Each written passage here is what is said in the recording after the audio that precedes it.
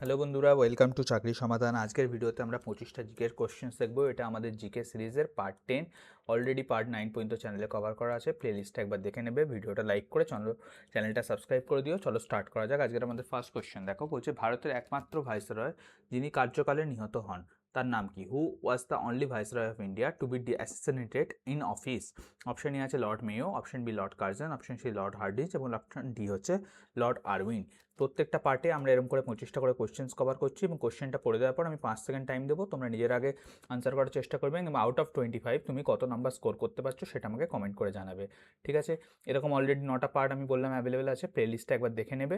তোমাদের প্রিপারেশনের জন্য এক্সামে যে কোনো এক্সামই দাও না কেন, সে WBCS হোক, WBPSC হোক, ঠিক আছে, সমস্ত এক্সামের জন্য এই কোশ্চেন্সগুলো খুবই হেল্পফুল হবে। দেখো, এই প্রশ্নের উত্তর হচ্ছে ভারতের একমাত্র ভাইসরয় যিনি কার্যকালে নিহত হন তার নাম ছিল হচ্ছে লর্ড মেয়ো। ঠিক আছে, লর্ড মেয়ো 1872 সালে আন্দামান আর নিকোবর দ্বীপপুঞ্জে যে সেলুলার জেল আছে সেই সেলুলার জেল পরিদর্শনে গিয়ে শের আলী আফ্রিদি নামক এক বন্দির হাতে নিহত হয়েছিল। এইটুকুনি জিনিস তোমাদের মনে রাখতে হবে, শের আলী আফ্রিদি। ঠিক আছে, ইনি একজন পাঠান বন্দি ছিল, তার হাতে লর্ড মেয়ো নিহত হয়েছিল। ঠিক আছে, লর্ড হার্ডিঞ্জকে মারার চেষ্টা করা হয়েছিল বোমা মেরে 1912 সালে, কিন্তু তিনি মারা যাননি। এটা একটু কনফিউজিং ফ্যাক্ট, এটা মনে রাখতে হবে। ঠিক আছে, তিনি একমাত্র ভাইসরয় যিনি কার্যকালে নিহত হয়েছিল। ঠিক আছে, মানে তার টেনিওর চলাকালীন তিনি নিহত হয়েছিল। ঠিক আছে, যদি বলে লর্ড মেয়োর নামে একটা কলেজ আছে, তার নাম হচ্ছে মেয়ো কলেজ। মেয়ো কলেজ কোথায় আছে? মেয়ো কলেজ আছে হচ্ছে রাজস্থানের আজমের, রাজস্থান। এতটা ইম্পর্টেন্ট জিনিস তোমাদের মনে রাখতে হবে। যদি বলে ভারতের প্রথম ভাইসরয়কে, প্রথম ভাইসরয়ের নাম হচ্ছে লর্ড ক্যানিং এবং শেষ ভাইসরয়ের নাম মানে লাস্ট ভাইসরয়ের নাম হচ্ছে লর্ড মাউন্টব্যাটেন।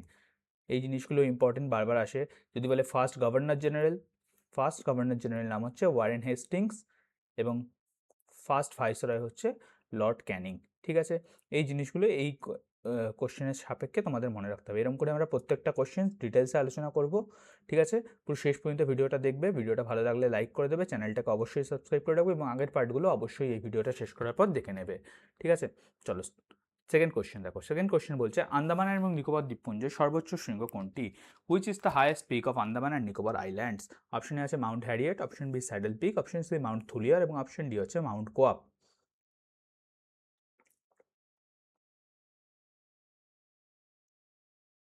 তো এই প্রশ্নের রাইট অ্যান্সার হচ্ছে অপশন বি স্যাডেল পিক হচ্ছে আন্দামান এবং নিকোবর দ্বীপপুঞ্জের সর্বোচ্চ শৃঙ্গ। এর উচ্চতা যদি বলে, এর উচ্চতা হচ্ছে 732 মিটার এবং যদি কোথায় অবস্থিত বলে তখন হবে নর্থ আন্দামানে অবস্থিত। ঠিক আছে, এখানে কি আছে? স্যাডেল পিক ন্যাশনাল পার্কও অবস্থিত, স্যাডেল পিক ন্যাশনাল পার্ক। ঠিক আছে, স্যাডেল পিক ন্যাশনাল পার্ক হচ্ছে স্যাডেল পিকেই অবস্থিত। এবং স্যাডেল কথার অর্থ হচ্ছে ঘোড়ার জিনের মতন এই দ্বীপের আকৃতি বলে তাকে বলা হয় স্যাডেল পিক। কি বলা হয়? ঘোড়ার জিনের মতন এই দ্বীপের আকৃতি, ঘোড়ার জিন। এইটুকু মনে রাখবে। যদি বলে আন্দামান নিকোবর দ্বীপপুঞ্জের রাজধানী কি? রাজধানী হবে হচ্ছে পোর্ট ব্লেয়ার এবং আন্দামান এবং নিকোবর দ্বীপপুঞ্জকে পৃথক করেছে হচ্ছে 10 ডিগ্রি চ্যানেল। এইগুলো বারবার এক্সামে আসে, এই জিনিসগুলো তোমাদের মনে রাখতে হবে, 10 ডিগ্রি চ্যানেল। ঠিক আছে, যদি বলে এবং স্যাডেল পিক তোমার উচ্চতম বিন্দু বলে দিলাম, দক্ষিণতম বিন্দু বলে হচ্ছে ভারতের দক্ষিণতম বিন্দুর নাম হচ্ছে ইন্দিরা পয়েন্ট। সেটা কোথায় অবস্থিত? গ্রেট নিকোবরে, ইন্দিরা পয়েন্ট। ঠিক আছে, ইন্দিরা পয়েন্টের আগের নাম ছিল হচ্ছে পিগম্যালিয়ান পয়েন্ট। 2004 সালে সুনামিতে এর কিছু অংশ জলের তলায় চলে যায়। এখন বর্তমানে হচ্ছে দক্ষিণতম বিন্দুর নাম হচ্ছে ইন্দিরা পয়েন্ট। ভারতের দক্ষিণতম বিন্দু ইন্দিরা পয়েন্ট, এটুকু মনে রাখবে। আরও যে ইম্পর্টেন্ট জিনিস আছে, একমাত্র সক্রিয় আগ্নেয়গিরি ভারতের, সেটার নাম হচ্ছে ব্যারেন আইল্যান্ড, এখানেই অবস্থিত। ব্যারেন আইল্যান্ড হচ্ছে ভারতের একমাত্র সক্রিয় আগ্নেয়গিরি, ব্যারেন আইল্যান্ড। ঠিক আছে, এই জিনিসগুলো মনে রাখতে হবে। ঠিক আছে, আর দেখো আর একটা দুটো জিনিস আমাদের মনে রাখতে হবে, যে সেলুলার জেল আন্দামান আর নিকোবরের দ্বীপপুঞ্জে অবস্থিত। আগের কোশ্চেনে বললাম না, সেলুলার জেল পরিদর্শনে গিয়ে লর্ড মেয়ো মারা গেছিল, লর্ড মেয়োকে হত্যা করা হয়েছিল। তো সেই সেলুলার জেল কোথায় অবস্থিত? আন্দামান আর নিকোবরে অবস্থিত। নেক্সট কোয়েশ্চেন দেখো চলি। সিভিসি বা সেন্ট্রাল ভিজিলেন্স কমিশন কোন কমিটির সুপারিশে গঠিত হয়েছিল? The central vigilance commission was established on the recommendation of which committee? Option A আছে Santhanam committee, option B Kothari commission, option C আছে রাজাচেলিয়া কমিটি এবং অপশন ডি আছে সরকারিয়া কমিশন।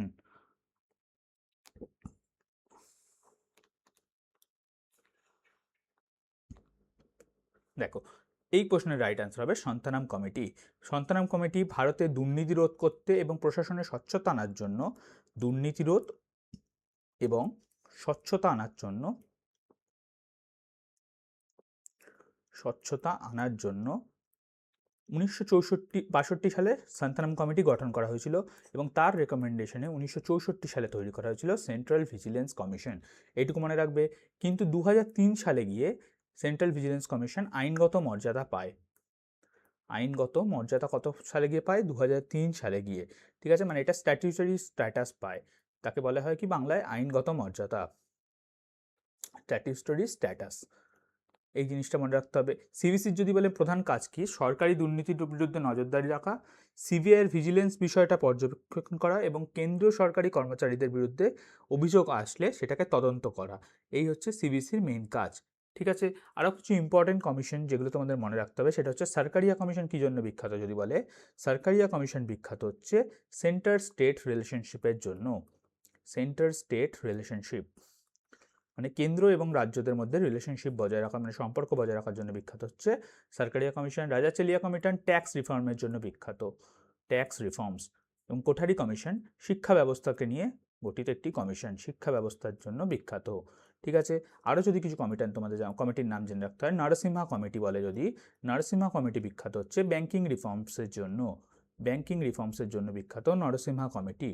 ঠিক আছে, অশোক মেহতা কমিটি বিখ্যাত হচ্ছে পঞ্চায়েতি রিফর্মের জন্য, পঞ্চায়েতি রিফর্মের জন্য বিখ্যাত হচ্ছে অশোক মেহতা কমিটি। এই কমিটির নামগুলো তোমাদের বারবার এক্সামে আসে, সুতরাং জেনে রাখা দরকার। চলো নেক্সট কোশ্চেনে যাই। নেক্সট কোশ্চেন বলছে ভারতের বর্তমানে জিডিপি গণনার ভিত্তি হিসাবে কোন বছরকে নেওয়া হয়? What is the current base year for calculating GDP in India? Option আছে 2004-05, অপশন বি 2011-12, অপশন সি আছে 2015-16 এবং অপশন ডি আছে 2018-19।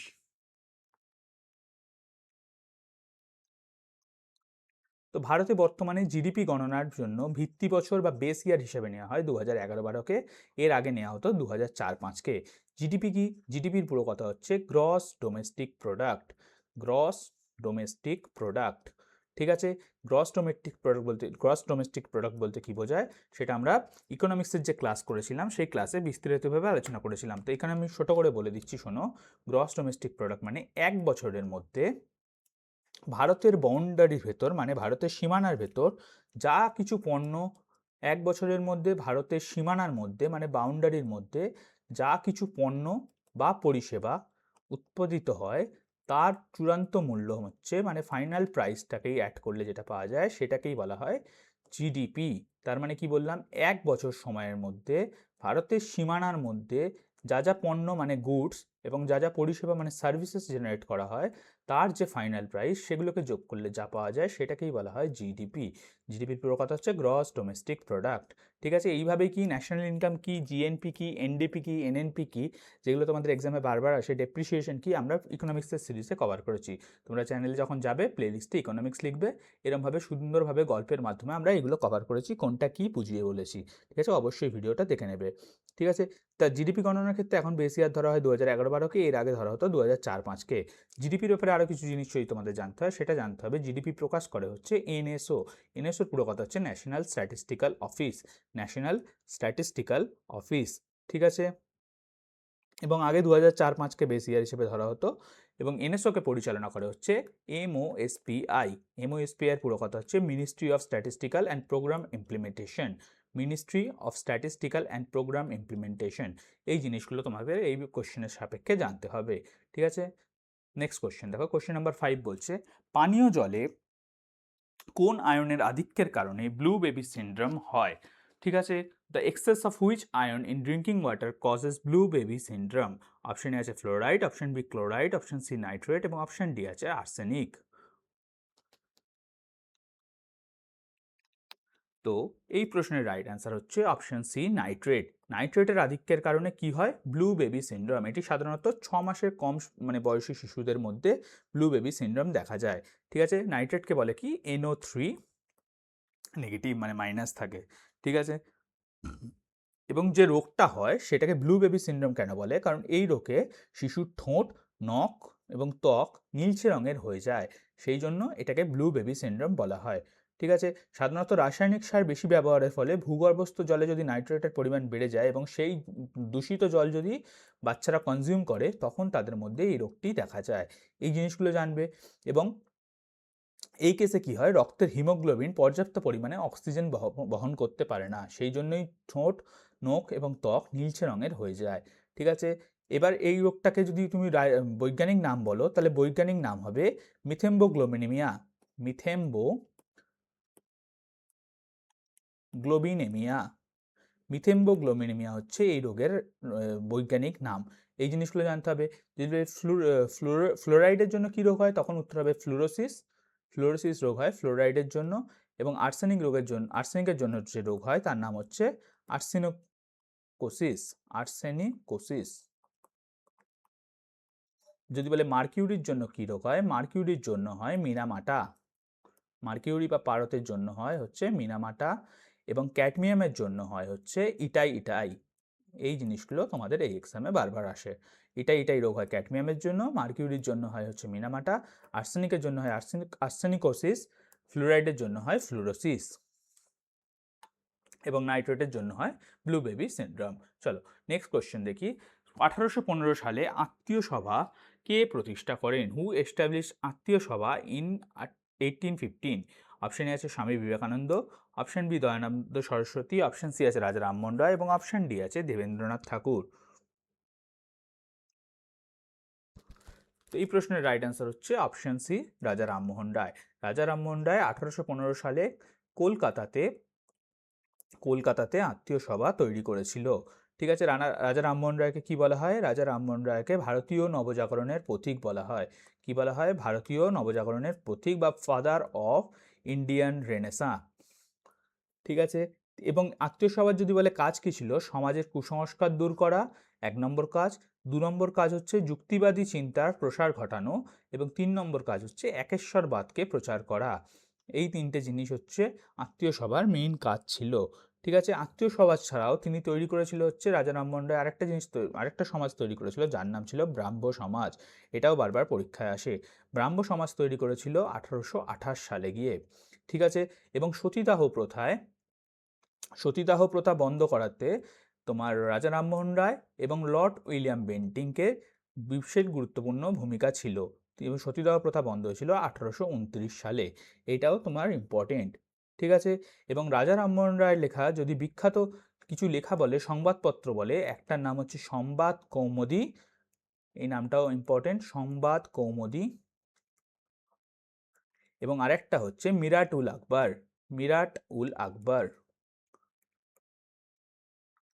এগুলো হচ্ছে রাজা রামমোহন রায়ের প্রকাশিত দুটি সংবাদপত্র। এই জিনিসগুলো তোমাদের এক্সামের সাপেক্ষে ইম্পর্টেন্ট। ঠিক আছে। কি কি বললাম? আত্মীয় সভা, ব্রাহ্ম সমাজ, সতীদাহ প্রথা, সংবাদ কৌমুদী এবং মিরাট-উল-আকবর।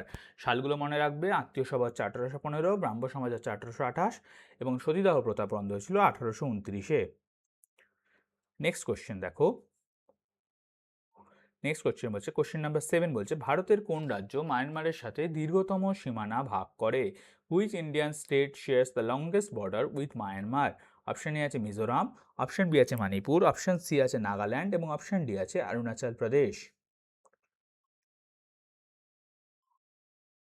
তো এই প্রশ্নের রাইট অ্যান্সার হচ্ছে ভারত এবং মিয়ানমারের মোট আন্তর্জাতিক সীমানা যদি বলো, ভারত এবং মিয়ানমারের সঙ্গে আন্তর্জাতিক সীমানা টোটাল আছে 1463 মিটার। ঠিক আছে। সেই 1463 মিটারের মধ্যে সবচেয়ে বড় অংশ শেয়ার করে হচ্ছে অরুণাচল প্রদেশ। ঠিক আছে। সেকেন্ডে হচ্ছে নাগাল্যান্ড, ফার্স্টে কি অরুণাচল প্রদেশ। তো অরুণাচল প্রদেশ এই প্রশ্নের সঠিক অ্যান্সার। ঠিক আছে। এবং যদি তোমাকে আরেকটা কিছু বলে, যদি বলে যে আর কোন কোন স্টেটের সাথে বর্ডার শেয়ার করে মায়ানমারের সাথে, তাহলে মিজোরামের সাথেও করে, মণিপুরের সাথেও করে। ঠিক আছে। ভারতের প্রতিবেশী দেশগুলো যদি বলে, একটা হচ্ছে পাকিস্তান, 2 নম্বর হচ্ছে আফগানিস্তান। আফগানিস্তান এখন হচ্ছে আফগানিস্তানের সঙ্গে ভারতের যে বর্ডার সেটা এখন পিওকের মধ্যে পড়ে। ঠিক আছে। পিওকে মানে পাক অকুপাইড কাশ্মীর। এখানে কি আছে? এখানেই আছে গডউইন অস্টিন, যেটা হচ্ছে ভারতের সর্বোচ্চ শৃঙ্গ। তো 3 নম্বর দেশ হচ্ছে নেপাল, 4 নম্বর হচ্ছে চীন, চায়না, 5 নম্বর হচ্ছে ভুটান, 6 নম্বর হচ্ছে বাংলাদেশ এবং 7 নম্বর হচ্ছে মায়ানমার। তো এই কটা দেশের সঙ্গে ভারত বর্ডার শেয়ার করে, এর মধ্যে বাংলাদেশের সঙ্গে ভারত দীর্ঘতম সীমানা শেয়ার করে। এই জিনিসগুলো জানতে হবে, ঠিক আছে। তো নেক্সট কোয়েশ্চেন দেখো, নেক্সট কোয়েশ্চেন বলছে জনস্বার্থ মামলা বা পাবলিক ইন্টারেস্ট লিটিগেশন বা পিআইএল এর ধারণাটা কোন দেশ থেকে উদ্ভূত হয়? Option, the concept of public interest litigation PIL originated in which country? Option A আছে গ্রেট ব্রিটেন, অপশন বি মার্কিন যুক্তরাষ্ট্র, অপশন সি আছে কানাডা এবং অপশন ডি আছে অস্ট্রেলিয়া।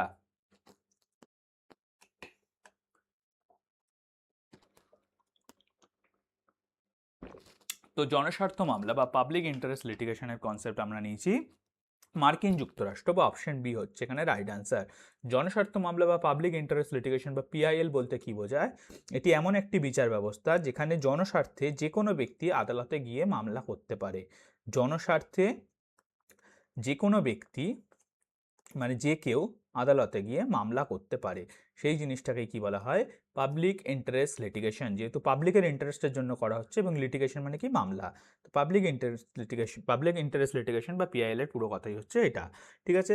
এবং যদিও কোনো সেই ব্যক্তিও যদি নিজে নিজে মানে ডাইরেক্ট ক্ষতিগ্রস্ত না হয়, সে গিয়েও মামলা করতে পারে। মানে ধরো জনস্বার্থে যে কোনো ব্যক্তি গিয়ে মামলা করছে, তিনি যদি ডাইরেক্টভাবে সেই জিনিসটার জন্য ক্ষতিগ্রস্ত নাও হয়, তবুও গিয়ে তিনি মামলা করতে পারবে। এটাই হচ্ছে পাবলিক ইন্টারেস্ট লিটিগেশন। এর কনসেপ্ট আমরা নিয়েছি মার্কিন যুক্তরাষ্ট্র থেকে। এবং ভারতে যদি বলে পিআইএল কে জনপ্রিয় করেছিল, দুটো খুব গুরুত্বপূর্ণ নাম তোমাদের মনে রাখতে হবে তোমরা যখন পলিটি পড়বে ভালোভাবে, তখন দেখবে। এবং পিএন ভাগবতী, জাস্টিস পিএন ভাগবতী এবং ভিআর কৃষ্ণা আইয়ার, ভিআর কৃষ্ণা আইয়ার, এনারা হচ্ছে ভারতে পাবলিক ইন্টারেস্ট লিটিগেশনকে জনপ্রিয় করেছিল। এবং পাবলিক ইন্টারেস্ট লিটিগেশনের মাধ্যমে জেনারেলি পরিবেশ, মানবাধিকার, শ্রমিক অধিকার, বন্দীদের অধিকার এইসব গুরুত্বপূর্ণ বিষয়ে বিচার করা হয়। ভারতে যদি বলে গুরুত্বপূর্ণ পিআইএল কেস, তখন হচ্ছে প্রথম একটা কেস যেটা সবসময় আসে, সেটা হচ্ছে হুসেইন আরা খাতুন কেস। হুসেইন আরা খাতুন কেস হচ্ছে ভারতের প্রথম অন্যতম পিআইএল কেস, ঠিক আছে। এটা একটা জিনিস মনে রাখবে। আর যদি বলে পরিবেশ সংক্রান্তভাবে ভারতের জনপ্রিয় পিআইএল কেস হচ্ছে MC Mehta case. MC Mehta case, এগুলো তোমাদের মেন্সে বারবার আসে, ঠিক আছে। এবং পিআইএল যদি বলে কোথায় দায়ের করা হয়, পিআইএল দায়ের করা হয় সুপ্রিম কোর্টে যে আর্টিকেলের মাধ্যমে, তার নাম হচ্ছে আর্টিকেল নাম্বার 32। এবং হাইকোর্টে যদি কেউ পিআইএল দায়ের করে, সেটা করা হয় আর্টিকেল নাম্বার 226 এর মাধ্যমে। যা যা তোমাদের জানা দরকার এই কোশ্চেন থেকে সবই আমি বলে দিলাম। নেক্সট কোশ্চেন দেখো, নেক্সট কোশ্চেন বলছে ভারতের রোলিং প্ল্যান কোন সালে চালু হয়? In which year was the rolling plan was introduced in India? Option A আছে 1974, অপশন বি আছে 1978, অপশন সি আছে 1980 এবং অপশন ডি আছে 1990। তো এই প্রশ্নের রাইট অ্যান্সার হচ্ছে অপশন বি 1978। 1978 সালে ভারতে জনতা পার্টি যখন সরকারে আসে, তখন রোলিং প্ল্যান চালু করেছিল, ঠিক আছে। রোলিং প্ল্যানে কি হতো? রোলিং প্ল্যানে এর আগে কি হতো আগে জেনে নাও। তো এই প্রশ্নের রাইট অ্যান্সার হচ্ছে অপশন বি। 1978 সালে কি চালু করেছিল বললাম? জনতা পার্টি। দেখো, এর আগে পর্যন্ত কি হতো, ভারত স্বাধীনতা লাভ করেছিল হচ্ছে 1947-এ। ছোট একটা টাইম লাইন দিয়ে তোমাদের বুঝিয়ে দিই। 1947-এ ভারত স্বাধীনতা লাভ করে। এরপরে গিয়ে 1950-এর ভারতের সংবিধানের রচনা হয়ে যায় এবং জেনারেল ইলেকশন হয়ে যায়। এরপর থেকে আমাদের ভারতে চালু হয় 5 ইয়ার প্ল্যান। 5 ইয়ার প্ল্যান মানে পঞ্চবার্ষিকী পরিকল্পনা, যেটা কে চালু করতো, মানে কে পরিচালনা করতো? পরিচালনা করতে হচ্ছে প্ল্যানিং কমিশন। প্ল্যানিং কমিশনের হেড হতো হচ্ছে প্রাইম মিনিস্টার নিজেই, ঠিক আছে। 5 ইয়ার প্ল্যান রোলিং হতো। প্রথম 5 ইয়ার প্ল্যান হয় 1951 থেকে 1956 পর্যন্ত, সেকেন্ডটা হয় 56 থেকে 61 পর্যন্ত। এরম করে চলতে চলতে 1978-এ গিয়ে জনতা পার্টি যখন সরকারে যেতে, তখন 5 ইয়ার প্ল্যানকে বন্ধ করে দিয়ে ওরা 1 ইয়ার প্ল্যান চালু করে, মানে 1 বছরের জন্য পরিকল্পনা। তখন সেটাকেই বলা হতো রোলিং প্ল্যান, সেটাকেই বলা হয়েছিল রোলিং প্ল্যান, ঠিক আছে। রোলিং প্ল্যান কি বুঝে গেলে? এখানে প্রতি বছর পরিকল্পনা সংশোধন করা হতো এবং পরিবর্তিত অর্থনৈতিক পরিস্থিতির সঙ্গে মানিয়ে নিয়ে নতুন পরিকল্পনা নেওয়া হতো। যদি বলে ভারতের রোলিং প্ল্যানের জন্য কে ধারণা দিয়েছিল? ভারতের রোলিং প্ল্যানের ধারণা দিয়েছিল ইকোনমিস্ট ডি.টি. লাকডাওয়ালা। ডি.টি. লাকডাওয়ালা, এই নামটা একটু মনে রাখবে। রোলিং প্ল্যানের কনসেপ্ট এনার থেকেই নেওয়া হয়েছিল।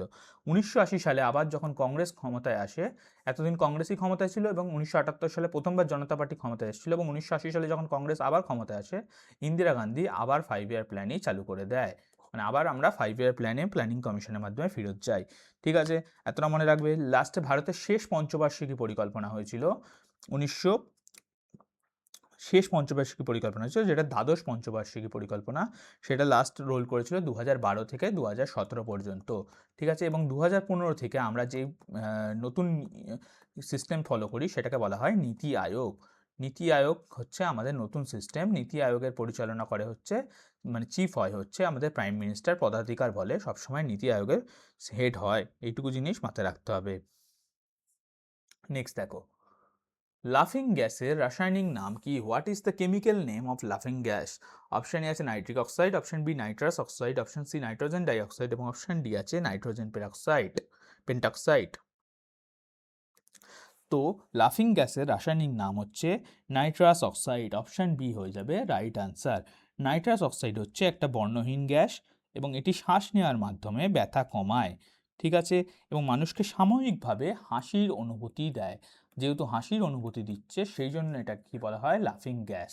এটা কী ক্ষেত্রে ইউজ হয়? এটা চিকিৎসা ক্ষেত্রে, মানে এই গ্যাসটি চিকিৎসা ক্ষেত্রে অ্যানাস্থেশিয়ার কাজে ইউজ হয়। অ্যানাস্থেশিয়া, ঠিক আছে, বা সাময়িকভাবে ব্যথা নাশ করতে ইউজ হয়।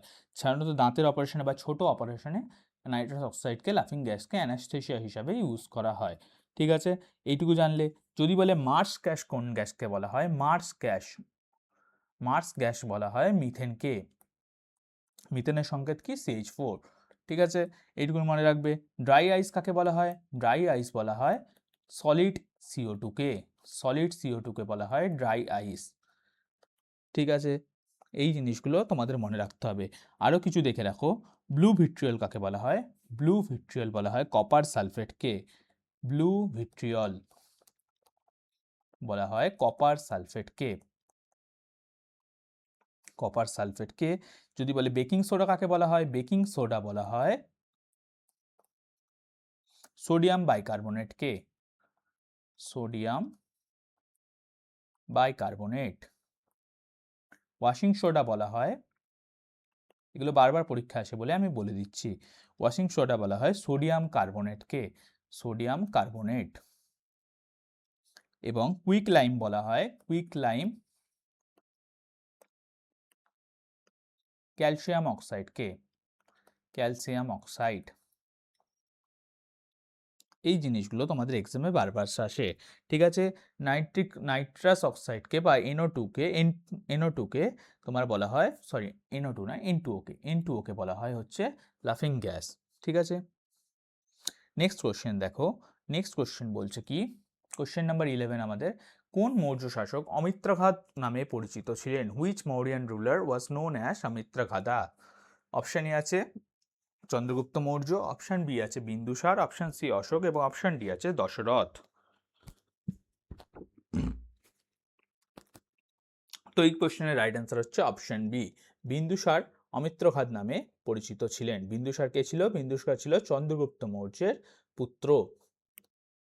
চন্দ্রগুপ্ত মৌর্যের পুত্র ছিল হচ্ছে বিন্দুসার। ঠিক আছে, এইটুকু জিনিস জানলে। তিনি হচ্ছে, অমিত্রঘাত তাকে বলা হতো কেন? কারণ গ্রিক ঐতিহাসিকরা তাকে কি একটা উপাধি দিয়েছিল? অ্যামিট্রোক্র্যাটাস। অ্যামিট্রোক্র্যাটাস কথার অর্থ হচ্ছে গ্রিক ভাষায় শত্রু বিনাশকারী। শত্রু বিনাশকারী। শত্রু বিনাশকারীকে সংস্কৃততে বলা হয় অমিত্রঘাত। ঠিক আছে, বুঝতে পারলে কিভাবে বলা হচ্ছে? অমিত্র মানে হচ্ছে শত্রু, ঘাত মানে হত্যা করে, মানে যে শত্রুদের হত্যা করে তার নাম হচ্ছে অমিত্রঘাত। বিন্দুসার এই উপাধি ধারণ করেছিল। ঠিক আছে, এবং বিন্দুসারের ছেলে ছিল হচ্ছে অশোক, মানে পুত্র ছিল বিন্দুসারের অশোক। যদি বলে অশোক কোন উপাধি ধারণ করেছিল? অশোক উপাধি ধারণ করেছিল হচ্ছে দেবনাম প্রিয়দর্শী। দেবনাম প্রিয়দর্শী। এবং অশোক হচ্ছে ধম্মনীতি প্রচার করেছিল কলিঙ্গ যুদ্ধের পর। বৌদ্ধ ধর্ম গ্রহণ করে অশোক ধর্মাশোকে পরিণত হয়ে বৌদ্ধ ধর্মের প্রচার করেছিল। ঠিক আছে, চলো নেক্সট কোশ্চেনে যাই। নেক্সট কোশ্চেন কি বলছে? কোশ্চেন নাম্বার 12 বলছে, রাজস্থানের জাওয়ার খনি কোন খনিজ উৎপাদনের জন্য বিখ্যাত? The Zawar mines of Rajasthan are famous for extraction of which mineral? Option A আছে copper, option B zinc, option C iron এবং অপশন ডি আছে বক্সাইট। তো জাওয়ার মাইন্স কোথায় অবস্থিত আগে দেখো, জাওয়ার মাইন্স অবস্থিত হচ্ছে রাজস্থানের উদয়পুরকে কি বলা হয়? উদয়পুরকে সিটি অফ লেকসও বলা হয়। ঠিক আছে, এরকমভাবে প্রত্যেকটা কোশ্চেন আমরা ডিপসভাবে কভার করি, যা যা জানা দরকার তোমাদের প্রত্যেকটা জিনিস থেকে আমি বলে দিচ্ছি। তো এইভাবে তোমরা প্রত্যেকটা পার্ট একবার দেখে নেবে এক্সামের আগে। তোমরা WBCS এর মেন্সের জন্য, প্রিলিমসের জন্য এবং তোমাদের WBPSCর জন্য এই পার্টগুলো খুবই ইম্পর্টেন্ট হবে। WBPSC যে মিসলেনিয়াস এক্সাম হবে কিংবা ICDS বা গ্রাম পঞ্চায়েত এক্সামও যদি দিতে যাও, তখন এই পার্টগুলো তোমাদের খুব হেল্পফুল হবে। পুরো ভিডিওগুলো একবার দেখে নেবে, প্লেলিস্ট অ্যাভেলেবেল আছে চ্যানেলে। ঠিক আছে, এবং চ্যানেলটা ভালো লেগে থাকলে সাবস্ক্রাইব করে দেবে, অবশ্যই ভিডিওটাকে লাইক করে দেবে। তো জাওয়ার খনি যুক্ত হচ্ছে দস্তা বা জিঙ্ক উত্তোলনের সঙ্গে। ঠিক আছে, দস্তা বা জিঙ্ক হচ্ছে এর সঙ্গে জড়িত। কিভাবে মনে রাখবে? জিঙ্কের নাম জেড দিয়ে হয়, জাওয়ারের নামও জেড দিয়ে হয়, জেড জেড দিয়ে মিলে যায়। তো এবং এই খনি পরিচালনা করে হচ্ছে হিন্দুস্তান জিঙ্ক লিমিটেড। এই কোম্পানি হচ্ছে এই খনি পরিচালনা করে, হিন্দুস্তান জিঙ্ক লিমিটেড। এই নামটা একটু মনে রাখবে। হিন্দুস্তান জিঙ্ক লিমিটেড হচ্ছে বেদান্ত গ্রুপের একটা কোম্পানি। এবং দস্তা কি করতে ব্যবহৃত হয়? দস্তা হচ্ছে লোহার মরিচা রোধে ব্যবহৃত হয়। লোহার মরিচা রোধে গ্যালভানাইজেশনের জন্য বিখ্যাত হয়, মানে ব্যবহৃত হয়। এবং ব্যাটারিতেও ব্যবহৃত হয় হচ্ছে দস্তা। ঠিক আছে, ব্যাটারিতেও ব্যবহৃত হয়। ঠিক আছে, আরও যদি কয়েকটা গুরুত্বপূর্ণ ভারতের খনির নাম বলে, মানে মাইন্সের নাম বলে, কোথায় কি মাইন্স আছে এবং কী জন্য বিখ্যাত দেখে নাও। নাম্বার তোমাকে সেকেন্ড জাওয়ার জিঙ্কের জন্য আমি বলে দিলাম। সেকেন্ড যেটা মনে রাখতে হবে, রাজস্থানের আরেকটা মাইন্স, তার নাম হচ্ছে খেত্রি। খেত্রি কোথায়? রাজস্থানে। কী জন্য বিখ্যাত যদি বলে? কপারের জন্য, মানে তামা উত্তোলনের জন্য বিখ্যাত হচ্ছে খেত্রি মাইন্স। ঠিক আছে, যদি বলে নেক্সট হচ্ছে কোরবা মাইন্স। কোরবা মাইন্স মনে রাখবে, কোরবা মাইন্স হচ্ছে ছত্তিশগড়ে, CH লিখে দিলাম, ছত্তিশগড় এর জন্য বিখ্যাত হচ্ছে কোল মানে কয়লা উত্তোলনের জন্য। ঠিক আছে, যদি বলি ইউরেনিয়াম উত্তোলনের জন্য কোন মাইন্স বিখ্যাত? ইউরেনিয়াম উত্তোলনের জন্য বিখ্যাত হচ্ছে জাদুগোন্ডা মাইন্স। জাদুগোন্ডা মাইন্স কোথায় অবস্থিত? ঝাড়খণ্ডে অবস্থিত। জাদুগোন্ডা মাইন্স ইউরেনিয়াম উত্তোলনের জন্য বিখ্যাত। আরেকটা দেখে নাও, আরেকটা হচ্ছে বাইলাডিলা মাইন্স। বাইলাডিলা মাইন্স অবস্থিত হচ্ছে ছত্তিশগড়ে। এটা হচ্ছে লৌহ আকরিকের জন্য বিখ্যাত হচ্ছে বাইলাডিলা মাইন্স। কোথায় অবস্থিত? ছত্তিশগড়ে। ঠিক আছে, এই জিনিসগুলো মনে রাখবে, বিশেষ করে ক্ষেত্রী কপার উত্তোলনের জন্য রাজস্থানে খুব বিখ্যাত। ঠিক আছে, নেক্সট কোশ্চেনে যাই চলো। নেক্সট কোশ্চেন বলছে, ভারতীয় সংবিধানের কোন ধারায় ইউনিফর্ম সিভিল কোড বা অভিন্ন দেওয়ানি নীতির কথা বলা আছে? ঠিক আছে, which article of Indian constitution deals with uniform civil code? Option A আছে article number 40, option B article number 44, option C আছে আর্টিকেল নাম্বার 45 এবং অপশন ডি আছে আর্টিকেল নাম্বার 50। তো ভারতীয় সংবিধানের অনুচ্ছেদ নম্বর 44 বা ধারা 44 বা আর্টিকেল নাম্বার 44-এ ইউনিফর্ম সিভিল কোডের কথা বলা আছে। ইউনিফর্ম সিভিল কোড বলতে বোঝায় একটি এমন আইন যা ধর্ম বর্ণ নির্বিশেষে সকল নাগরিকের জন্য সমানভাবে প্রযোজ্য। সেই জন্যই এটাকে বলা হয় ইউনিফর্ম মানে কি? যে জিনিসটা সবার জন্য সমানভাবে প্রযোজ্য। যদি বলে এটি কোন ধারণার অন্তর্গত, এটি অন্তর্গত হচ্ছে ডিপিএসপির অন্তর্গত। ডিপিএসপির পুরো কথা তোমরা নিশ্চয়ই জানো, directive principle of state policy. ঠিক আছে, ডিপিএসপির কনসেপ্ট আমরা নিয়েছি হচ্ছে আয়ারল্যান্ড থেকে আমরা ডিপিএসপির কনসেপ্ট নিয়েছি, এইটুকু জানতে হবে। এবার ইউসিসি কোন কোন ক্ষেত্রে প্রযোজ্য হয় যদি বলে, নাম্বার 1 যে আমাদের যেগুলো মনে রাখতে হবে, দেখো নাম্বার 1 হচ্ছে ম্যারেজের ক্ষেত্রে, নাম্বার 2 হচ্ছে ডিভোর্সের ক্ষেত্রে, নাম্বার 3 হচ্ছে উত্তরাধিকার, দত্তক, এইসব জিনিসের ক্ষেত্রে ইউসিসি প্রযোজ্য হয়। ঠিক আছে, তোমাদের মনে রাখতে হবে ইউসিসির ব্যাপারে এইসব জিনিসগুলো। ঠিক আছে, আর্টিকেল 40 যুক্ত হচ্ছে পঞ্চায়েত সিস্টেমের সাথে, এবং 44 বলে দিলাম ইউসিসির সাথে। যদি বলে আর্টিকেল 50 কার সাথে যুক্ত? সেপারেশন অফ জুডিশিয়ারির সাথে। আর্টিকেল 50 হচ্ছে সেপারেশন অফ জুডিশিয়ারি। ঠিক আছে, এই জিনিসগুলো মনে রাখবে। চলো নেক্সট কোশ্চেন দেখো, কোশ্চেন নাম্বার 14 বলছে, গিল্ট এজড মার্কেট বলতে কি বোঝায়? What does guilt edged market refer to? অপশানে আছে সোনার বাজার, অপশন বি আছে সরকারি সিকিউরিটির বাজার, মানে market of government securities, option C আছে কর্পোরেট বন্ডের বাজার, market of corporate bonds, option D আছে শেয়ার বাজার বা শেয়ার মার্কেট। তো গিল্ট এজড মার্কেট বলতে কি বোঝায়? তো গিল্ট এজ মার্কেট বলতে বোঝায় হচ্ছে সরকারি সিকিউরিটির বাজার। তো আউট অফ 25 তোমরা কত পাচ্ছ কমেন্ট করে কিন্তু অবশ্যই জানাবে।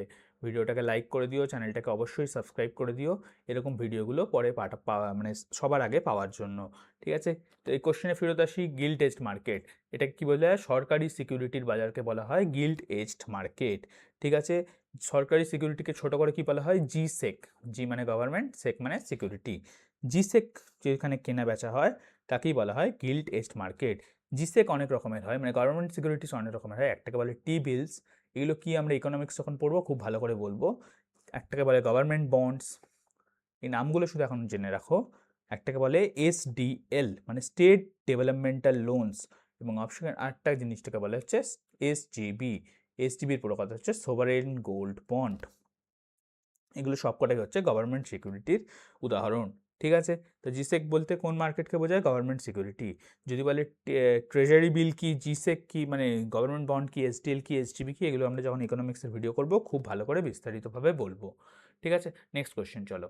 নেক্সট কোশ্চেন বলছে মুক্তার প্রধান উপাদান কি? What is the primary component of pearl? Option B আছে calcium carbonate, option B calcium sulphate, option C আছে সোডিয়াম কার্বনেট এবং অপশন ডি আছে ম্যাগনেসিয়াম পারঅক্সাইড।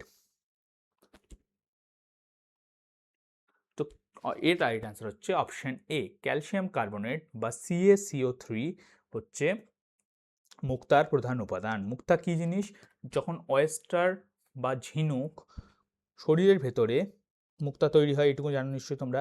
যখন ঝিনুক কোনো ক্ষুদ্র বালিকণা বা বিদেশি বস্তু, মানে যেটা ঝিনুকের শরীরের বাইরে থেকে ঝিনুকের ভেতর প্রবেশ করে, তখন সেটিকে ঢেকে রাখতে ঝিনুক এক প্রকারের পদার্থ নিঃসরণ করে, যেটাকে বলা হয় NaCrE, নাক্রি। এর প্রধান উপাদানই হচ্ছে ক্যালসিয়াম কার্বনেট। এটাই পরে জমে গিয়ে কি তৈরি হয়ে যায়? মুক্তো হিসেবে তৈরি হয়ে যায়। ঠিক আছে, মুক্তো কিসে পাওয়া যায়? ঝিনুকের মধ্যে। এবং যদি বলে ক্যালসিয়াম কার্বনেট আর কোথায় কোথায় পাওয়া যায়? মুক্তো ছাড়াও ঝিনুকের খোলসেও পাওয়া যায়, প্রবালেও পাওয়া যায়। প্রবাল মানে কি? কোরাল, কোরালেও পাওয়া যায়, চুনা পাথরে পাওয়া যায়। প্রাকৃতিকভাবে যদি বলে চুনা পাথরে পাওয়া যায়, মার্বেলে পাওয়া যায় ক্যালসিয়াম কার্বনেট। ঠিক আছে, এই জিনিসগুলো জানবে। চুনা পাথর, মার্বেলেও কিন্তু ক্যালসিয়াম কার্বনেটই পাওয়া যায়। ঠিক আছে, ক্যালসিয়াম কার্বনেটকে বলে CaCO3। ক্যালসিয়াম অক্সাইড যদি বলে, ক্যালসিয়াম অক্সাইডের আগে আমরা পড়লাম, ক্যালসিয়াম অক্সাইডের সংকেত হচ্ছে CaO, calcium oxide. Next question দেখো, আরেকটা জিনিস দেখে নাও। ক্যালসিয়াম যে সালফেট আছে সেটা পাওয়া যায় হচ্ছে ক্যালসিয়াম সালফেট হেমিড্রাইডেট যদি বলে, ক্যালসিয়াম সালফেট হেমিড্রাইডেট পাওয়া যায় হচ্ছে প্লাস্টার অফ প্যারিসের মধ্যে। এটাও বারবার আসে, সেজন্য এখানে বলে দিলাম। প্লাস্টার অফ প্যারিসের মধ্যে পাওয়া যায় হচ্ছে ক্যালসিয়াম সালফেট হেমিড্রাইডেট। এবং ক্যালসিয়াম সালফেট যদি বলে ডাইহাইড্রেট, ক্যালসিয়াম সালফেট ডাইহাইড্রেট পাওয়া যায় হচ্ছে জিপসামে। যদি ক্যালসিয়াম সালফেট হেমিড্রাইড্রেট বলে তখন পাওয়া যায় প্লাস্টার অফ প্যারিসে, আর যদি বলে ডাইহাইড্রেট তখন পাওয়া যায় হচ্ছে জিপসাম। এগুলো বারবার পরীক্ষায় আসে। জিপসাম, প্লাস্টার অফ প্যারিস, এই দুটো একটু মাথায় রাখবে। একই জিনিস, একটা হচ্ছে হেমিহাইড্রেট, হেমিহাইড্রেট হলে হচ্ছে প্লাস্টার অফ প্যারিস এবং ডাইহাইড্রেট হলে হচ্ছে জিপসাম। নেক্সট কোশ্চেন দেখো, বিজয়নগর সাম্রাজ্যের তুলুপ বংশের প্রতিষ্ঠাতা কে ছিলেন? Who was the founder of Tuluva dynasty in Vijayanagar empire? Option A আছে কৃষ্ণদেব রায়, অপশন বি আছে বীর নরসিংহ, অপশন সি আছে হরিহর এবং অপশন ডি আছে তিরুমালা।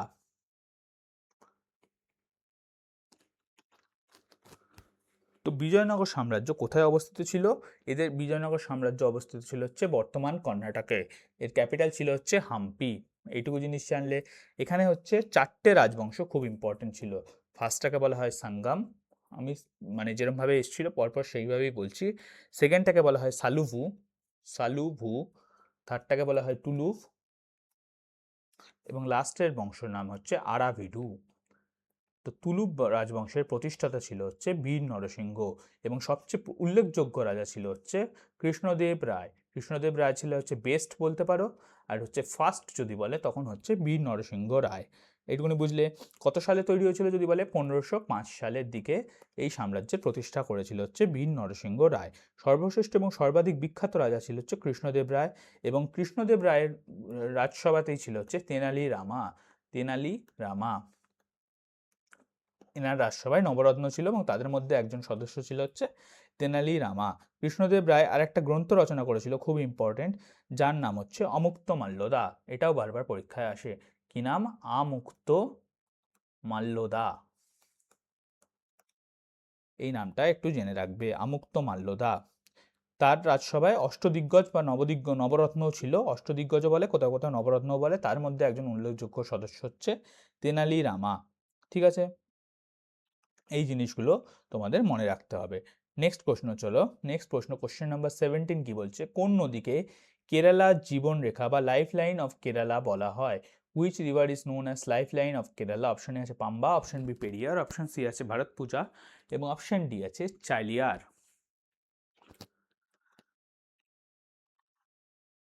তো এর রাইট আনসার হচ্ছে অপশন বি, পেরিয়ার নদীকে কেরালা জীবনরেখা বা লাইফ লাইন অফ কেরালা বলা হয়।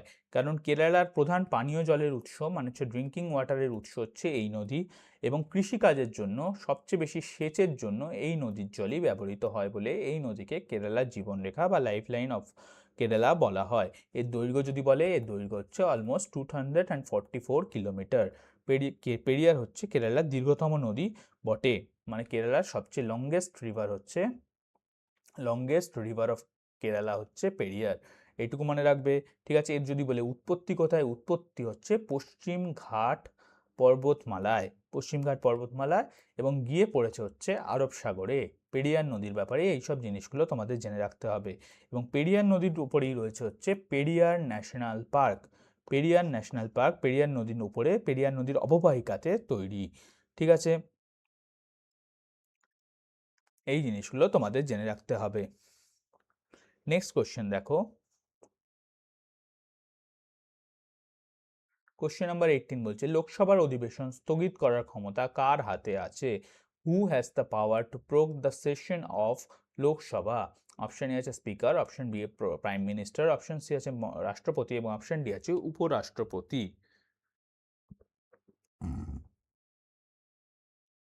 তো লোকসভার অধিবেশন স্থগিত বা প্ররোগ করতে পারে একমাত্র রাষ্ট্রপতি। অপশন সি হচ্ছে রাইট অ্যান্সার, রাষ্ট্রপতির কাছে এই ক্ষমতা থাকে। এটা কিন্তু ভারতের সংবিধান অনুযায়ী রাষ্ট্রপতি মন্ত্রিসভার একমাত্র পরামর্শ নিয়েই লোকসভার অধিবেশন স্থগিত করতে পারে। মন্ত্রিসভার পরামর্শ নিতে হয়, এটা অ্যাড করা হয়েছিল আর কনস্টিটিউশনাল অ্যামেন্ডমেন্ট 42 মন্ত্রিসভার পরামর্শ দরকার হয়। এটি কিন্তু অ্যাডজর্নমেন্ট বা ডিসলিউশন না। অ্যাডজর্নমেন্ট আলাদা জিনিস, ডিসলিউশন আলাদা জিনিস, প্রোরোগ আলাদা জিনিস। এইটুকু মাথায় রাখবে। দেখো, অ্যাডজর্নমেন্ট বলতে জেনারেলি কি বোঝায়? অ্যাডজর্নমেন্ট প্রথম কথা করে কে, দেখো অ্যাডজর্নমেন্ট পরে হচ্ছে লোকসভার স্পিকার বা রাজ্যসভার ক্ষেত্রে রাজ্যসভার চেয়ারম্যান। অ্যাডজর্নমেন্ট মানে হচ্ছে কয়েক ঘন্টা বা কয়েক দিন বা নির্দিষ্ট সময়ের জন্য স্থগিত রাখা। ঠিক আছে, এটাকে বলা হয় টেম্পোরারিভাবে হাউসটাকে স্থগিত রাখা। লোকসভার ক্ষেত্রে করে লোকসভার স্পিকার এবং রাজ্যসভার ক্ষেত্রে করে রাজ্যসভার যে চেয়ারম্যান হয় সে।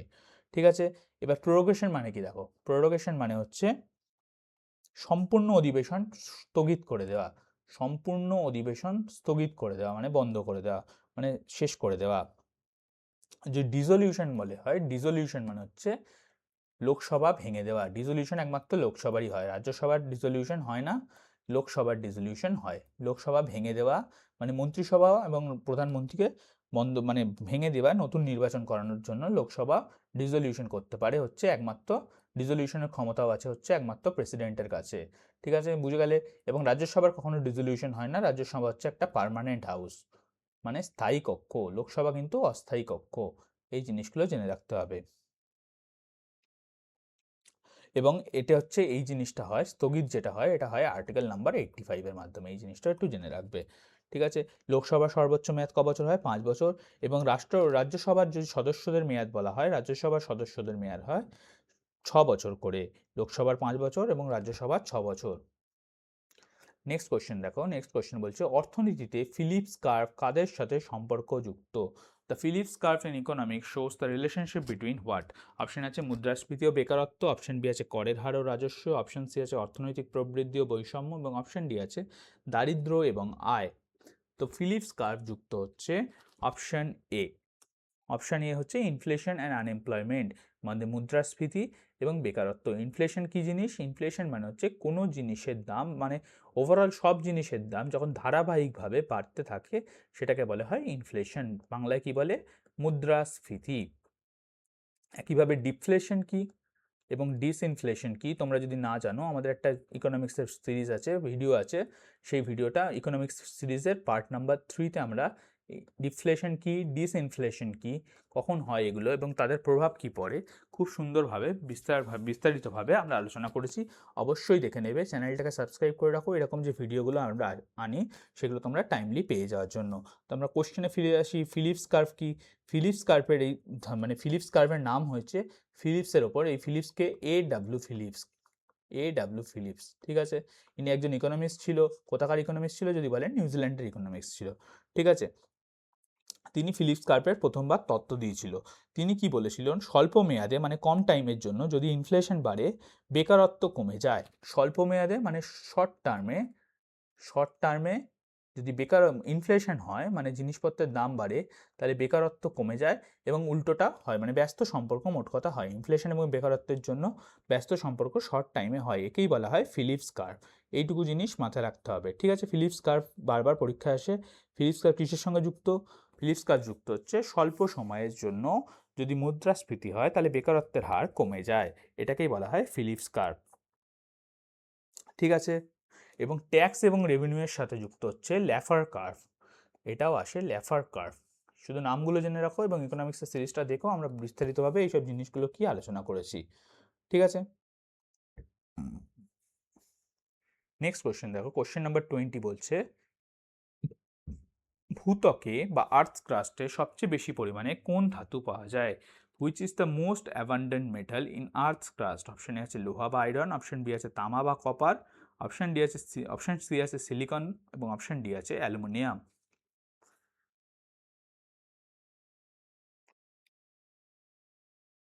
তো পৃথিবীর ভূত্বকের মোট ভূমির মধ্যে 8.1% হচ্ছে অ্যালুমিনিয়াম, অ্যালুমিনিয়াম হচ্ছে রাইট অ্যান্সার। অ্যালুমিনিয়াম সবচেয়ে বেশি পরিমাণে ভূত্বকের মধ্যে পাওয়া যায়, ঠিক আছে। অ্যালুমিনিয়ামের প্রধান আকরিক কি? অ্যালুমিনিয়ামের প্রধান আকরিকের নাম হচ্ছে বক্সাইট, এইটুকু মনে রাখবে। যদি বলে কোন মৌল সবচেয়ে বেশি পরিমাণে পাওয়া যায়, তাহলে উত্তর হবে অক্সিজেন। অক্সিজেন হচ্ছে 46.6% পাওয়া যায়। সিলিকন হচ্ছে এরপরে, সিলিকন ধাতু না বলে এখানে কভার করা হয়নি। সিলিকন এরপরে, সিলিকন পাওয়া যায় হচ্ছে 27.7% এবং থার্ড হচ্ছে অ্যালুমিনিয়াম। অ্যালুমিনিয়াম ধাতু হিসাবে সবচেয়ে বেশি পরিমাণে পাওয়া যায়, কত পরিমাণে? 8.1%। এই পার্সেন্টেজগুলো জেনে রাখবে। যদি সর্বাধিক মৌল বলে হচ্ছে তখন অক্সিজেন, দ্বিতীয় সর্বাধিক মৌল হচ্ছে সিলিকন এবং প্রথম সর্বাধিক ধাতু যদি বলে তখন হবে অ্যালুমিনিয়াম। সিলিকন যেহেতু ধাতু নয়, এটি একটি উপধাতু। সিলিকন কি? এক প্রকারের উপধাতু, এই জিনিসটা জেনে রাখবে। চলো নেক্সট কোশ্চেনে যাই। নেক্সট কোশ্চেন বলছে 21 নাম্বার কোশ্চেন। ভিডিওটা ভালো লেগে থাকলে অবশ্যই ভিডিওটাকে লাইক করে দিও, চ্যানেলটাকে সাবস্ক্রাইব করে রেখো, ঠিক আছে। আমরা এরকম ইনফরমেটিভ পার্টসগুলো আনতে থাকবো পরপর, যাতে তোমাদের প্রিপারেশনে কতটা স্ট্রং আছে তোমরা নিজেরাই অ্যাসেস করতে পারো এবং টাইম টু টাইম তোমরা চেক করতে পারো এবং নিজেরা মক টেস্ট মতো দিতে পারো, ঠিক আছে। কী লেভেলের কোশ্চেন্স আসে পরীক্ষায় সেটাও যাতে তোমরা নিজেরা বুঝতে পারো। Poverty and unBritish rule in India, এই গ্রন্থটি কে রচনা করেছিলেন? Who wrote the book poverty and unBritish rule in India? Option A আছে Dadabhai Naoroji, option B Rameshchandra Dutt, option C আছে সুরেন্দ্রনাথ বন্দ্যোপাধ্যায় এবং অপশান ডি আছে গোপাল কৃষ্ণ গোখলে। তো poverty and unBritish rule of India, এটি ভারতীয় জাতীয়তাবাদের একটি অন্যতম গুরুত্বপূর্ণ গ্রন্থ। এটি 1901 সালে রচনা করা হয়েছিল এবং রচনা কে করেছিল যদি বলে তখন উত্তর হবে অপশান এ, দাদাভাই নওরোজি এটি রচয়িতা করেছিল, ঠিক আছে। এখানে একটা থিওরি দেওয়া হয়েছিল, ওয়েলথ ড্রেন থিওরি। ওয়েলথ মানে কি? ধন সম্পদ। ড্রেন মানে কি? ধন সম্পদ কীভাবে ড্রেন হয়ে যাচ্ছে মানে চলে যাচ্ছে। ওয়েলথ ড্রেন থিওরি মানে ইংরেজরা ভারতের ধন সম্পদ কীভাবে লুট করে ইংল্যান্ডে নিয়ে চলে যাচ্ছে, সেই তত্ত্বের প্রথমবার ব্যাখ্যা দিয়েছিল হচ্ছে দাদাভাই নওরোজি এই গ্রন্থের মাধ্যমে। দাদাভাই নওরোজির ব্যাপারে আরও একটা জিনিস জানতে হবে, দাদাভাই নওরোজিকে কী বলা হয়? Grand old man of India. Grand old man of India বলা হয়। তিনি ড্রেন থিওরি প্রথমবার দিয়েছিলেন। তিনি এমন ব্যক্তি যে তিনবারের জন্য ইন্ডিয়ান ন্যাশনাল কংগ্রেসের প্রেসিডেন্টও হয়েছিল। ইন্ডিয়ান ন্যাশনাল কংগ্রেসের প্রেসিডেন্ট হয়েছিল 3বার। এবং আরেকটা জিনিস হচ্ছে দাদাভাই নওরোজি আরেকটা জিনিসের সঙ্গে যুক্ত, সেটা হচ্ছে দাদাভাই নওরোজি প্রথমবার জাতীয় আয় পরিমাপের চেষ্টা করেছিল। জাতীয় আয় পরিমাপের চেষ্টা প্রথমবারের জন্য করেছিল হচ্ছে দাদাভাই নওরোজি, ঠিক আছে, এই কোশ্চেনগুলো তোমাদের জেনে রাখতে হবে। নেক্সট কোশ্চেন দেখো, কোশ্চেন নাম্বার 22 বলছে 90 ইস্ট রিচ কোন মহাসাগরে অবস্থিত? 90 ইস্ট রিচ কোন মহাসাগরে অবস্থিত? Where is 90 east ridge is situated? Option A আছে প্রশান্ত মহাসাগর, অপশন বি আছে আটলান্টিক মহাসাগর, অপশন ডি আছে ভারত মহাসাগর এবং অপশন ডি আছে সুমেরু মহাসাগর।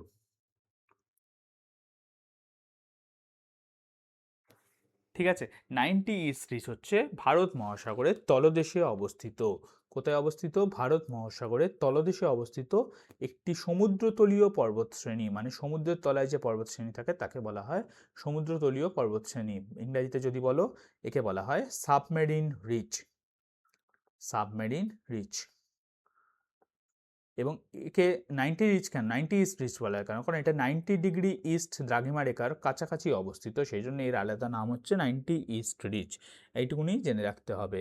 ঠিক আছে, যদি বলি ভারত মহাসাগরের কথা, ভারত মহাসাগর হচ্ছে পৃথিবীর তৃতীয় বৃহত্তম মহাসাগর এবং ভারত হচ্ছে একমাত্র দেশ যার নিজস্ব নামে মহাসাগর আছে, মানে নিজস্ব নামকরণে মহাসাগর আছে। ঠিক আছে, ভারত একমাত্র মহাসাগর যেটি একটি দেশের নামে অবস্থিত, এইভাবে বলতে পারো। ঠিক আছে, আন্দামান সাগর এবং বঙ্গোপসাগর ভারত মহাসাগরেরই অংশ।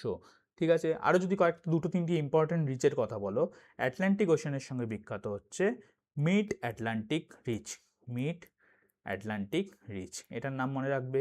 প্রশান্ত মহাসাগরের জন্য তোমরা সবাই নিশ্চয়ই মারিয়ানা ট্রেঞ্চ, পৃথিবীর সবচেয়ে গভীরতম অংশের নাম হচ্ছে মারিয়ানা ট্রেঞ্চ। সেটা কোথায় অবস্থিত? প্রশান্ত মহাসাগরে। এবং প্রশান্ত মহাসাগরে যদি রিচের কথা বলে তাহলে ইস্ট প্যাসিফিক রিচ বা ইস্ট প্যাসিফিক রাইসও বলা হয়, সেটা বিখ্যাত হচ্ছে প্রশান্ত মহাসাগরের সঙ্গে যুক্ত। ঠিক আছে, নেক্সট কোশ্চেনে চলো। কোশ্চেন নাম্বার 23-তে কি বলছে? স্বাধীন ভারতের প্রথম নির্বাচন কমিশনার কে ছিলেন? Who was the first chief election commissioner of independent India? Option A আছে সুকুমার সেন, অপশন বি আছে কেভিডি সুন্দরম, অপশন সি আছে টিএন শেষন এবং অপশন ডি আছে এমএস গিল। তো স্বাধীন ভারতের প্রথম নির্বাচন কমিশনার ছিল হচ্ছে অপশন এ সুকুমার সেন। সুকুমার সেন হচ্ছিল স্বাধীন ভারতের প্রথম চিফ ইলেকশন কমিশনার বা সিইসি। ঠিক আছে, তিনি হচ্ছে 21শে মার্চ 1950 সালে এই দায়িত্ব গ্রহণ করেছিল এবং তার মানে তত্ত্বাবধানে 1951-52তে প্রথমবার জেনারেল ইলেকশন মানে হচ্ছে লোকসভার ইলেকশন হয়েছিল ভারতে। ঠিক আছে, এখানে কে জিতেছিল? ইন্ডিয়ান ন্যাশনাল কংগ্রেস নিয়ে লোকসভা বানিয়েছিল এবং ফার্স্ট লোকসভার যে স্পিকার ছিল সেটাও বারবার জিজ্ঞেস করে, তার নাম হচ্ছে জি.ভি. মাভালাঙ্কার। জি.ভি. মাভালাঙ্কার, এই নামটা একটু জেনে রাখবে। জি.ভি. মাভালাঙ্কার ছিল ফার্স্ট লোকসভার স্পিকার। এইটুকু জিনিস বারবার আসে। ঠিক আছে, এই ছাড়াও যদি তোমাদের কিছু জানতে হয় সেটা হচ্ছে ইলেকশন সিস্টেম প্রথমবার চালু করা হয়েছিল, মানে সেই সময় ভারতের অধিকাংশ মানুষ নিরক্ষর ছিলেন, তাই ভোটারদের সুবিধার জন্য প্রতিটি রাজনৈতিক দলের আলাদা কোনো নির্বাচনী প্রতীক প্রথমবার চালু করা হয়েছে, মানে ইলেকশন সিম্বল যেটাকে বলা হয়। ঠিক আছে, যদি বলে নির্বাচন কমিশন বা ইলেকশন কমিশন কোন আর্টিকেলের মাধ্যমে গঠিত, সেটাও বারবার আসে। সেটা হচ্ছে আর্টিকেল নাম্বার 324। আর্টিকেল নাম্বার 324 দ্বারা ইলেকশন কমিশন গঠিত। ঠিক আছে, নির্বাচন কমিশন কোন কোন ভোট দেখে? একটা হচ্ছে লোকসভা, একটা হচ্ছে রাজ্যসভা, তাছাড়াও বিধানসভা ভোট এবং প্রেসিডেন্ট নির্বাচন, প্রেসিডেন্ট এবং উপরাষ্ট্রপতি মানে রাষ্ট্রপতি এবং উপরাষ্ট্রপতি নির্বাচনও নির্বাচন কমিশনের আন্ডারেই হয়। ঠিক আছে, এই জিনিসগুলো তোমাদের মনে রাখতে হবে। নেক্সট কোশ্চেন দেখো, কোশ্চেন নাম্বার 24 কি বলছে? কোন কমিটির সুপারিশে ভারতে আঞ্চলিক গ্রামীণ ব্যাংক বা আরআরবি প্রতিষ্ঠিত হয়? Which committee recommended the establishment of regional rural banks?